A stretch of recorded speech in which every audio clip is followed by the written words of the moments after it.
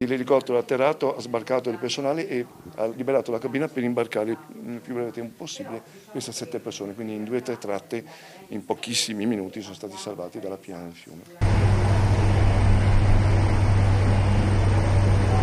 Il salvataggio di 7 persone bloccate su un isolotto nel Piave, accerchiati dall'acqua del fiume che sale. Le immagini dello scorso 7 luglio nel Trevigiano mostrano il lavoro del reparto volo dei Vigili del Fuoco impegnati in uno degli interventi più delicati del 2025. In questo ultimo anno sono stati 46.260 gli interventi del Vigili del Fuoco del Veneto. I soccorsi e i salvataggi in acqua e in montagna rappresentano la fetta più consistente delle operazioni, il 40% del lavoro. Il 20% degli interventi invece riguardano fughe di gas e incendi. Nel corso del 2025 i Vigili del Fuoco sono intervenuti in 5.000 incidenti stradali. Questo è il bilancio fatto dalla direttrice interregionale dei Vigili del Fuoco Cristina D'Angelo, che ha ricordato anche il grande impegno nelle operazioni di ricerca e soccorso del piccolo Carlo, il bimbo di 6 anni inghiottito dal mare a Jesolo lo scorso 12 agosto. Noi siamo arrivati insieme con appunto i nostri sommozzatori, perché richiesti, insieme al nostro nucleo elicotteri,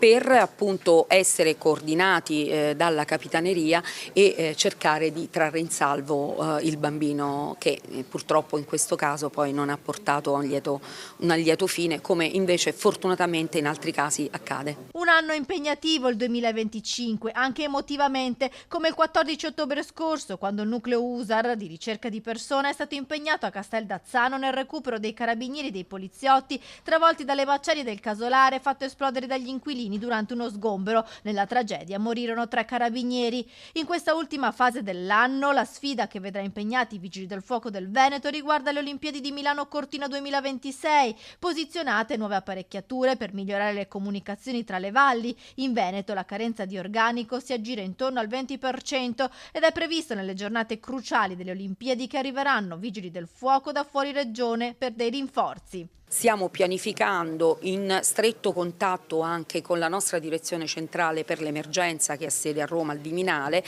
su quelle che devono essere appunto tutte le attività che devono essere realizzate, e di conseguenza una valutazione del personale necessario, che sicuramente sarà del Veneto, ma all'occorrenza potrà venire anche da altre regioni.